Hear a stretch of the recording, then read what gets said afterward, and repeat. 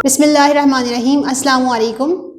Class chapter 2 के साथ फिर से मैं सुरूज ज़हरा आपकी खिदमत में हाजिर हैं। चैप्टर नंबर 2 आज हमें स्टार्ट करना है। चैप्टर 1 इंट्रोडक्शन के स्टेट्स क्या है और इसकी कुछ बेसिक डेफिनेशंस थी, लिमिटेशंस थी, फंक्शंस थे और लास्ट टाइम हम जो है वो चैप्टर 1 कंप्लीट कर चुके थे। आज हम इस मूव करने जा रहे हैं चैप्टर नंबर 2 पर और लेक्चर नंबर 1 होगा आज हमारा। इससे पहले बताना चाहूँगी मैं आपको स्टेट्स की डेफिनेशन जो हमने अपने फर्स्ट लेक्चर में पढ़ी थी। स्टैटिस्टिक्स क्या है? डेटा को कलेक्ट करना, प्रेजेंट करना, एनालाइज करना और इंटरप्रिटेशन करना स्टेट्स कहलाता है। ये हमने पढ़ा था। चैप्टर 1 में हम डेटा को कलेक्ट किस तरह करते हैं ये सीख चुके थे। डेटा क्या होती है? कोई भी मालूमात, न्यूमेरिकल इन्फॉर्मेशन जो आपके पास प्रेजेंट होती है वो डेटा कहलाती है। डेटा को कलेक्ट किस तरह करते हैं हम? या तो प्राइमरी सोर्स के ज़रिए खुद इन्वेस्टिगेशन करके आप कलेक्ट कर रहे होते हो, या फिर सेकेंडरी सोर्स के ज़रिए ऑलरेडी मालूमात प्रेजेंट होती है, आप उसको इस्तेमाल कर रहे होते हो। तो ये दो सोर्स थे आपके पास कलेक्ट करने के डेटा को। अब आते हैं स्टेट्स की सेकंड डेफिनेशन के सेकंड पार्ट पर, प्रेजेंटेशन ऑफ डेटा। डेटा को प्रेजेंट कैसे करते हैं, आज यही हमारा चैप्टर स्टार्ट करने जा रहे हैं हम। तो पहली बात ये है कि डेटा को प्रेजेंट करने का क्यों जो है वो माइंड में आता है कि डेटा को प्रेजेंट करना चाहिए। रीज़न क्या है डेटा को प्रेजेंट करने का? यहाँ मैंने लिखा हुआ है, anyone can get more information in less time is known as presentation of data। Data को, मालूमात को हम प्रेजेंट इसलिए करते हैं ताकि हम कम से कम वक्त में ज़्यादा से ज़्यादा मालूमात को हासिल कर सकें। जो मालूमात हमारे पास प्रेजेंट है उसको ईजीली हम समझ सकें और आसानी से जो है वो उसको समझ भी सकें और कम से कम वक्त में सारी मालूमात जो हम चाहते हैं, रिक्वायर्ड और रिलेवेंट इन्फॉर्मेशन हमें हासिल हो जाए, इसलिए हम डेटा को प्रेजेंट कर रहे होते हैं। अब प्रेजेंट करने के तरीके होते हैं हमारे पास, मैंने यहाँ पर लिखा हुआ है मेथड ऑफ प्रेजेंटेशन। दो तरह के मेथड होते हैं हमारे पास, या तो हम फ्रीक्वेंसी डिस्ट्रीब्यूशन बनाएं, ये क्या होता है अभी हम सीखते हैं, या फिर हम ग्राफ के जरिए और डायग्राम के जरिए अपने डेटा को, अपनी मालूमात को प्रेजेंट कर रहे हों। ये टॉपिक हमारा चैप्टर नंबर 3 है, तो हम ये बाद में डिस्कस करेंगे। आज हम स्टडी करने जा रहे हैं फ्रीक्वेंसी डिस्ट्रीब्यूशन टेबल क्या होता है और इसके जरिए किस तरह डेटा को प्रेजेंट कर रहे होते हैं। आइए चलते हैं इसकी डेफिनेशन की तरफ कि क्या कहती है इसकी डेफिनेशन। आपकी बुक के लिहाज से, I statistical table which show the arrangement of data according to the magnitude और साइज आइदर इंडिविजुअल और in group with their corresponding number of values side by side। अब ये क्या कह रहा है? इसका मतलब ये है कि एक ऐसा टेबल जिसमें आप क्या करते हो, अपनी मालूमात को अरेंज करते हो, या तो वो इंडिविजुअल फॉर्म में करते हो या फिर ग्रुप फॉर्म में अरेंज कर रहे होते हो। मैंने कल आपको बताया था डेटा जो है वो दो तरह के होते हैं, यानी आप या तो ग्रुप डेटा जो है वो ग्रुप डेटा पर वर्क कर रहे होते हो या फिर अनग्रुप डेटा आपके पास होता है। अनग्रुप डेटा क्या होता है? वो डेटा जो कि ऑर्गेनाइज नहीं होता, जिसको आप रॉ डेटा भी कहते हो, रफ डेटा भी कहलाता है, जो ऑर्गेनाइज नहीं है, अनऑर्गेनाइज्ड है, ग्रुप नहीं बने हुए, ऐसे ही आपको number of values x given होती हैं, तो वो डेटा आपका अनग्रुप डेटा कहलाता है। मैंने कल एग्जांपल भी दी थी अपनी लास्ट वीडियो में। फिर इसमें ग्रुप डेटा क्या होता है? ग्रुप डेटा वो डेटा होता है जो जहाँ पर ग्रुप्स बने हुए होते हैं, क्लास इंटरवल बनी हुई होती है, फ्रीक्वेंसी गिवन होती है, बाकायदा नंबर ऑफ क्लास जो है बनकर, ग्रुप्स बनकर आपके सामने डेटा मालूमात प्रेजेंट होती है, तो उसको आप कहते हो ये ग्रुप डेटा है। एग्जाम्पल हम लास्ट क्लास में डिस्कस कर चुके थे। तो यहाँ वो यही बात कह रहा है अपनी डेफिनेशन में कि आप या तो इंडिविजुअल या फिर ग्रुप फॉर्म में क्या कर लो, अपने टेबल के जरिए अरेंजमेंट कर दो अपनी मालूमात की, डेटा की। ठीक है जी। तो ऐसा टेबल जिसमें आप अरेंजमेंट कर रहे होते हैं अपने डेटा की इंडिविजुअल या फिर ग्रुप फॉर्म में, side by side number of values given होती हैं, तो वो टेबल आपका फ्रीक्वेंसी डिस्ट्रीब्यूशन टेबल कहलाता है। अभी हम डिस्कस करेंगे डिटेल में अगले जो है वो टॉपिक में।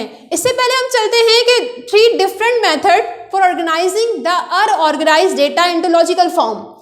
अभी फ्रीक्वेंसी टेबल बनाना हमें सीखना है, लेकिन उससे पहले हम ये सीखने जा रहे हैं कि अगर डेटा हमारे पास अनऑर्गेनाइज्ड है, रफ फॉर्म में है, ऑर्गेनाइज नहीं हुआ हुआ, तो उसको ऑर्गेनाइज करने के लिए, तरतीब से बेहतर तरीके से प्रेजेंट करने के कौन कौन से मेथड हमारे पास हैं। तो अनऑर्गेनाइज को ऑर्गेनाइज करने के 3 मेथड आपके पास हैं। एक होता है द डेटा एरे, दूसरा द फ्रीक्वेंसी एरे, और थर्ड जो है वो आपका फ्रीक्वेंसी डिस्ट्रीब्यूशन टेबल कहलाता है। इसको आप ग्रुप फ्रीक्वेंसी डिस्ट्रीब्यूशन टेबल भी कहते हैं। ठीक है जी। तो अब चलते हैं हम अपने फर्स्ट मेथड की तरफ। आपके पास डेटा अनऑर्गेनाइज दिया हुआ होगा आपको, और उसे ऑर्गेनाइज किस तरह करना है वो सीखने हम जा रहे हैं। डेटा एरे होता क्या है? पहला मेथड, इसका मतलब ये होता है कि जो मालूमात आपके पास प्रेजेंट है उसको आप अरेंज कर दीजिए, तरतीब से लिख दीजिए। किस तरह? इन एन असेंडिंग और अ डिसेंडिंग ऑर्डर। या तो आप उसको असेंडिंग फॉर्म में लिख दें या फिर आप उसको डिसेंडिंग फॉर्म में लिख दें। Arrangement of raw data in an ascending और descending order is called the data array. Data array का मतलब ये होता है कि गिवन मालूमात को आपने तरतीब से लिख दिया। असेंडिंग मतलब होता है 1 2 3 4 सीक्वेंस से आप जा रहे हैं, और डिसेंडिंग मतलब होता है उल्टा 10 9 8 7 6 5 4 3 2 1, इस तरह आप बैकवर्ड जा रहे हैं। तो असेंडिंग फॉर्म डिसेंडिंग फॉर्म में अगर आप अरेंज कर रहे हैं तो ये मेथड आपका कहलाता है द डेटा एरे। ठीक है जी।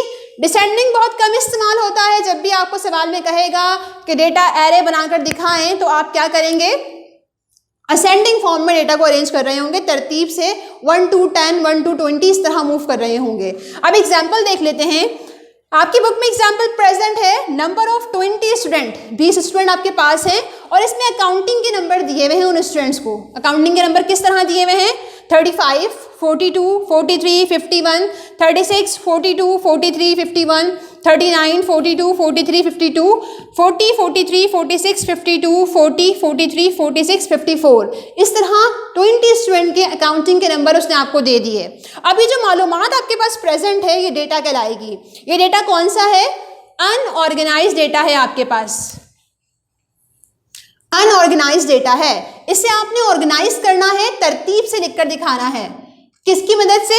डेटा एरे को यूज करके, इसके मेथड को इस्तेमाल करके। तो अब हम वही करने जा रहे हैं। हमने क्या किया? सवाल के मुताबिक अपना डेटा एरे बनाकर दिखाया इनको। Arrange the data in an ascending order, मैंने इसी डेटा को असेंडिंग ऑर्डर में अरेंज कर लिया, तरतीब से लिख दिया। सबसे कम वैल्यू 35 थी मेरे पास, मैंने 35 लिखा। 35 के बाद 36 आता है, गिरा 36, फिर 39 40, फिर 40, फिर 42 42 42। जितनी बार जो नंबर रिपीट हो रहा होगा उतनी बार आप उस नंबर को लिखते रहेंगे तरतीब के साथ।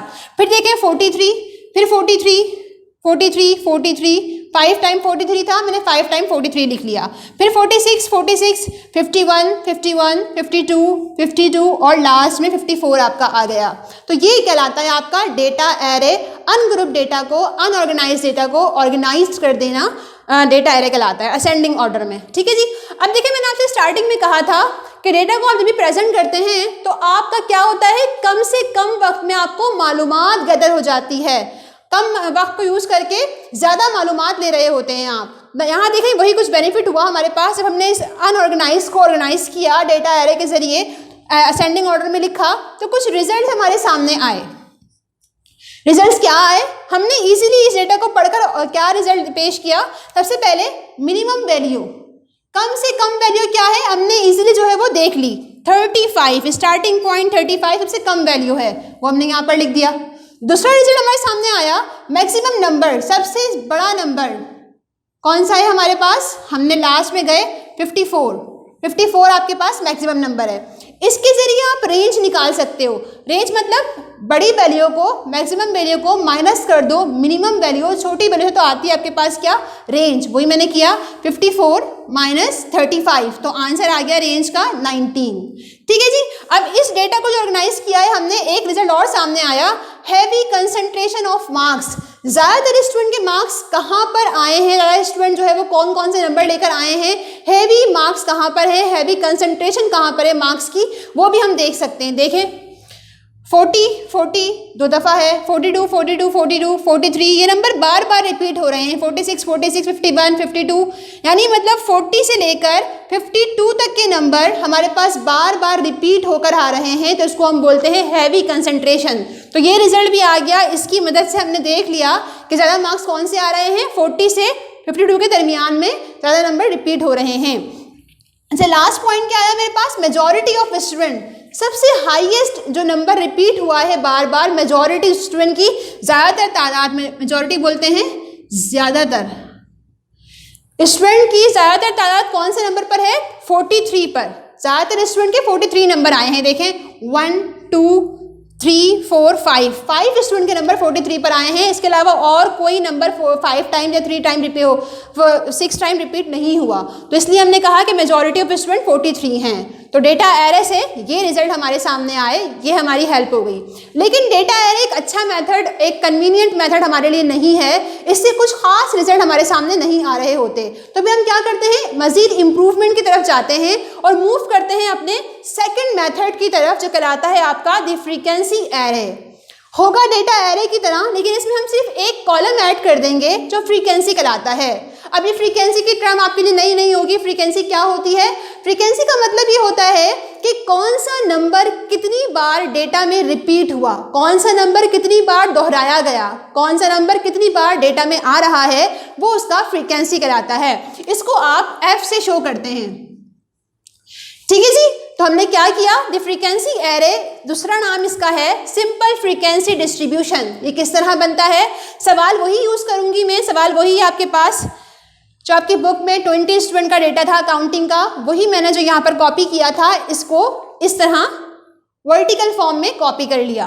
35 से नंबर स्टार्ट किए और 54 लास्ट नंबर था, वहाँ तक लेकर चले गए हम। लेकिन यहाँ पर एक चीज़ ये बताना चाहूँगी आपको, जो नंबर रिपीट हो रहा है यहाँ पर हमने उसको एग्जैक्टली सेम वैसे ही लिखा था, लेकिन फ्रीक्वेंसी एरे बनाते वक्त जो नंबर रिपीट हो रहा होगा उसको हम 1 टाइम लिखेंगे। लाइक 35 तो 1 टाइम, 36 भी 1 टाइम था, 40 हमारे पास यहाँ पर 2 टाइम था, लेकिन हमने यहाँ पर 1 टाइम ही लिखा है। देखें 42 यहाँ पर कितनी दफ़ा था?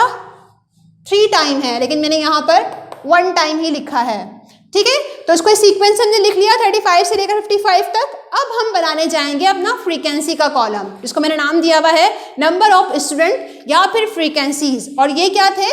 Marks of accounting. अब हमने देखा 35 कितनी मरतबा आ रहा है, फ्रीक्वेंसी का मतलब क्या है, कौन सा नंबर कितनी मरतबा दोहराया जा रहा है, यही मैंने आपसे कहा।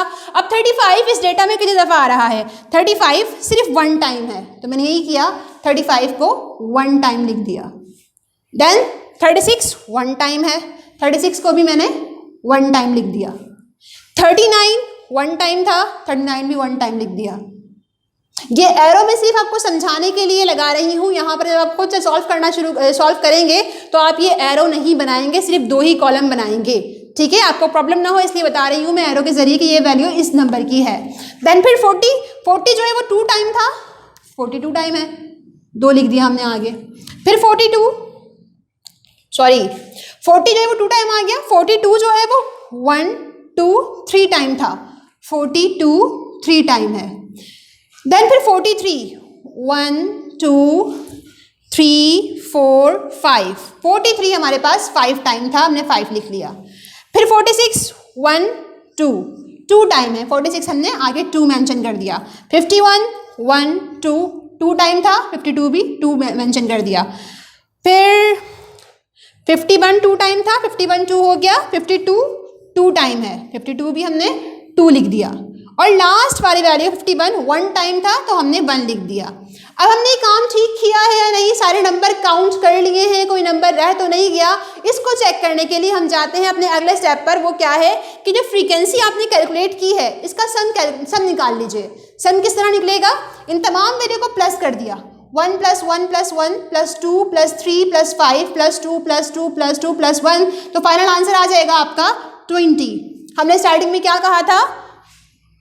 20 स्टूडेंट के नंबर, तो मतलब हमने कोई वैल्यू नहीं छोड़ी, हमने सारी वैल्यू कैलकुलेट कर ली है। तो ये था class the frequency array simple frequency distribution table. यानी हमने आज क्लास में सीख लिया कि किस तरह अनऑर्गेनाइज्ड को ऑर्गेनाइज्ड फॉर्म में कन्वर्ट करते हैं। अगर असेंडिंग फॉर्म में लिख देंगे तो डेटा एरे कहलाएगा, और अगर उसे फ्रीक्वेंसी के कॉलम के साथ शो करेंगे तो द फ्रीक्वेंसी एरे या फिर सिंपल फ्रीक्वेंसी डिस्ट्रीब्यूशन कहलाएगा, ठीक है जी। अभी बात दोनों क्वेश्चन में अनग्रुप की हुई थी, कहीं ग्रुप नहीं बने हुए, सिंपल x की वैल्यू आपको गिवन है, तो दोनों सवालों में मैंने बात की थी अनग्रुप की। इंशाल्लाह नेक्स्ट क्लास में हम सीखेंगे कि अगर अनग्रुप डेटा हो तो उसको ग्रुप में किस तरह कन्वर्ट करते हैं, या फिर आपके पास जो है वो ग्रुप फ्रीक्वेंसी डिस्ट्रीब्यूशन टेबल किस तरह बनता है, यानी थर्ड पार्ट इसका वो हम सीखने के लिए जाएंगे, ठीक है जी। तब तक के लिए अल्लाह हाफिज़।